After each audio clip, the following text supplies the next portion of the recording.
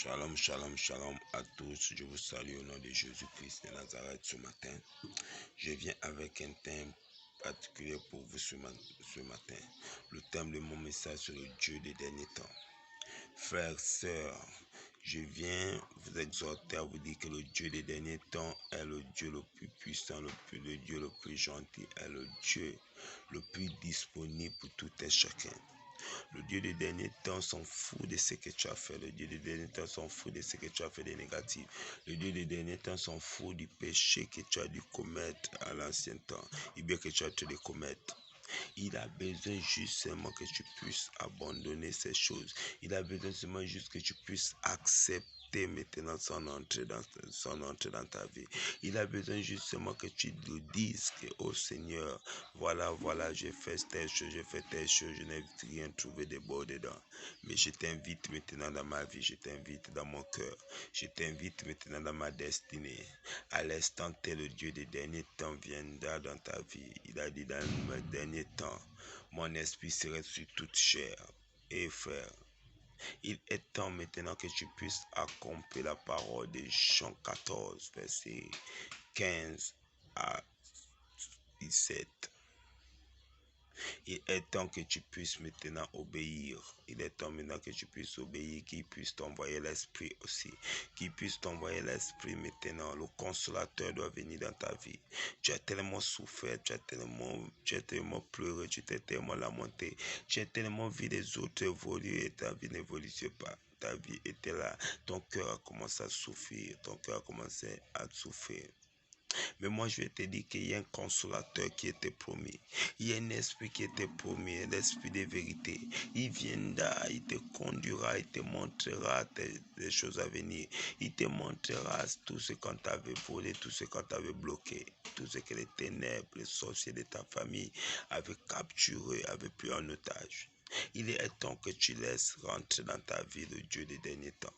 Oh, la Bible déclare que sur la croix de Golgotha, il nous a montré comment serait le Dieu des derniers temps.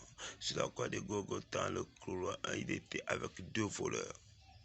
La Bible déclare qu'un était toujours à train de l'accuser.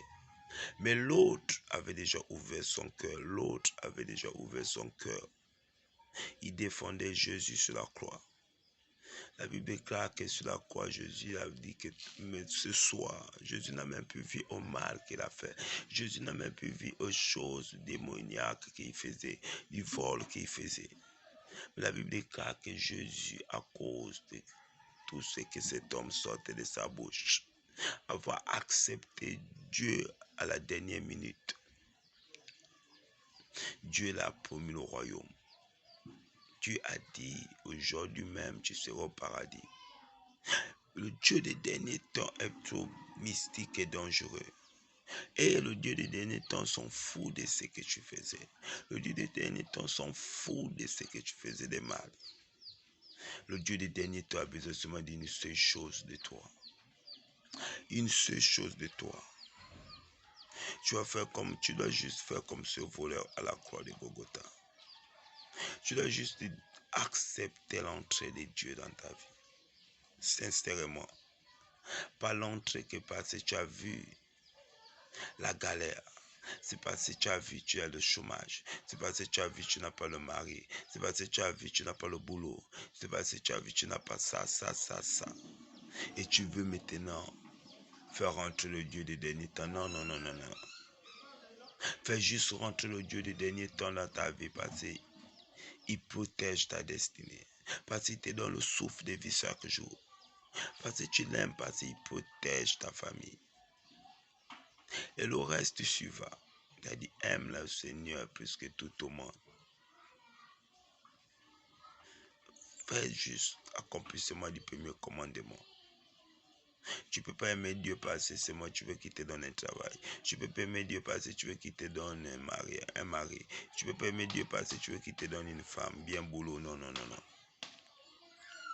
Aime Dieu justement parce qu'il te donne le souffle de vie chaque jour. Et le reste suivra. Dieu sait que tu as ça. Tu ne peux pas parler à Dieu. Celui qui a créé le monde, il sait ce qui tu en as besoin. Il sait. sait. Mais accepte le Dieu des derniers temps. Je te mens pas, frère, sœur. Le Dieu des derniers temps est là. Le Dieu des derniers temps est là. Si vous regardez bien, vous voyez qu'il y a des gens que vous ne croyez pas qu'ils devaient se convertir. Mais vous le voyez maintenant chrétien. Vous le voyez changer, transformer. Parce que le Dieu des derniers temps est prêt à rentrer dans la vie de toute personne qui sont disponibles à le recevoir, qui sont disposés à le recevoir, qui ont ouvert, qui ont décidé de laisser leur cœur ouvert.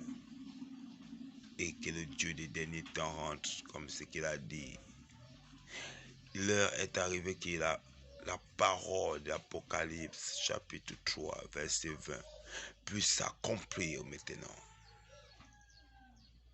Que je suis à la porte de ton cœur, je cogne. Si tu ouvres, je rentrerai. Je rentrerai chez toi. Et je supplierai avec toi. Et toi avec moi. Il est temps que tu invites Dieu dans tes problèmes. Il est temps que tu invites Dieu dans tes difficultés. Combien de fois tu as fait? Combien de fois tu étais combattu seul? Combien de fois tu as essayé seul? Mais tu n'as pas réussi à régler. Tu es resté toujours dans les frustrations, les lamentations, les pleurs. Que Dieu t'a oublié. Non, il ne t'a pas oublié.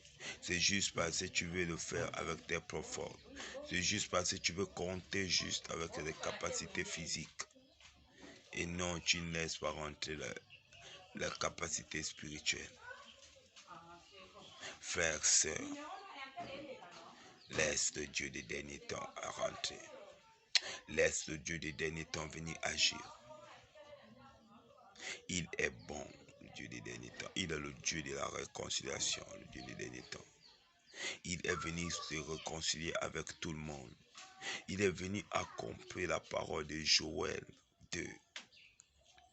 Dans les derniers temps, mon esprit sera sur toute chair. Il est maintenant dans la vie de tout un chacun disposé à le recevoir. Et frère, ne rate pas cette partie de Joël. Ne rate pas la partie de la prophétie de Joël. Ne sois pas distrait par les choses de ce monde. Ne sois pas distrait par tout ce que tu vois, s'il te plaît. Ne sois pas distrait par tout ce que tu vois te passer. Et ça, c'est la distraction du diable. Il veut juste vous faire passer à côté de l'accomplissement de la parole de Joël. Voilà pourquoi le diable a maximé.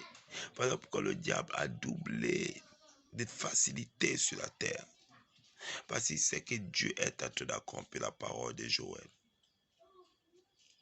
Mais toi, éloigne-toi. Toi, abandonne. Toi, accepte. Toi, rentre aussi dans cette promesse. Et il a promis ça à tout le monde. Oh, pourquoi tu ne te sens pas concerné? Pourquoi tu ne te sens pas concerné de cette parole? Oh, tu es concerné, frère, tu es concerné, sœur. Éveille ta mémoire, réveille-toi, s'il te plaît. Rentre dans cette promesse, rentre dans cet accomplissement. Et tu vivras la gloire de Dieu. Tu vivras l'élévation de l'esprit.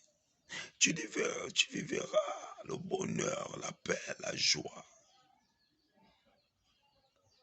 Et non les pleurs, non les lamentations, et non les querelles que tu vis là. Non, sors de là.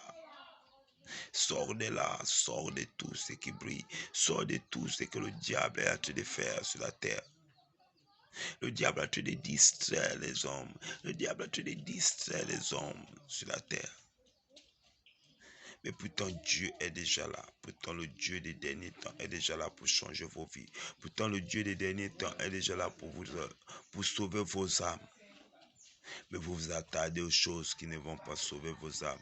Vous vous attardez aux choses qui vont vous faire périr. Vous vous attendez aux choses qui vont vous faire du mal.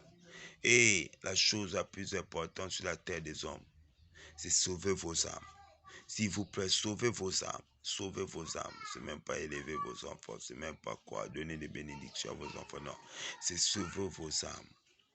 Parce que la terre demandera son corps. L'esprit vient d'apprendre son esprit. Mais ton âme partira où? ton âme partira où? Il est temps que quand l'Esprit vient d'apprendre son esprit, t'emporte ton âme aussi. Que la grâce, la faveur de Dieu soit sur chacun de nous, au nom de Jésus-Christ. Amen. Je vous aime, mais Dieu vous aime plus encore.